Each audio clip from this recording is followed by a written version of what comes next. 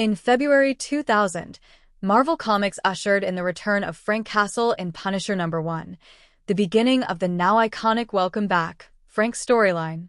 This relaunch, spearheaded by Garth Ennis and Steve Dillon, not only revitalized the character but also redefined his place in the Marvel Universe. The Punisher's downward spiral in the 90s.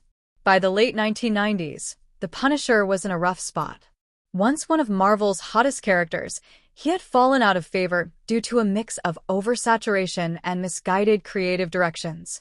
After the peak of the late 80s and early 90s, where Castle headlined multiple ongoing series, the character's popularity waned, leading to increasingly experimental takes. Marvel tried to keep Frank Castle relevant by drastically reworking his character. John Ostrander's run had him go undercover in a crime family and later work as an agent of S.H.I.E.L.D. But even more radically, in 1998, Christopher Golden, Tom Sniegoski, and horror legend Bernie Wrightson turned the Punisher into a supernatural avenger, literally resurrecting him to fight demons. Fans, unsurprisingly, rejected this version, and Castle was left without a solo title for the first time in over a decade. Marvel Knights and the Road to Revival. Marvel Knights, an imprint launched by Joe Quesada and Jimmy Palmiotti, was tasked with revitalizing street-level heroes, including Daredevil, Black Panther, and the Inhumans.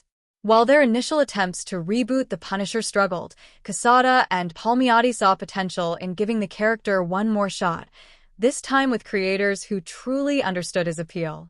Enter Garth Ennis and Steve Dillon.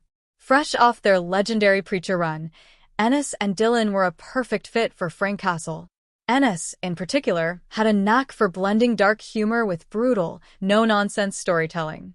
Instead of reinventing the character, they took him back to his core, relentless, single-minded force of vengeance against crime.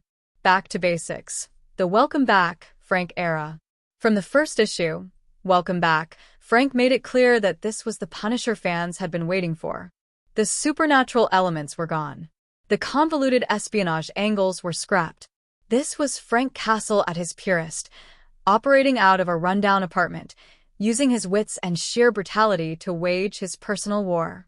One of the standout moments early on is a scene where a criminal, believing himself lucky to have survived a massacre, celebrates, only to realize that the Punisher is still there, waiting. It's cold, ruthless, and a perfect example of why Castle is such a compelling antihero. The series also introduced a quirky supporting cast, including his bizarre but oddly endearing neighbors. While Ennis's run was brutal and action-packed, it also carried a sharp sense of humor, balancing the grim violence with moments of absurdity.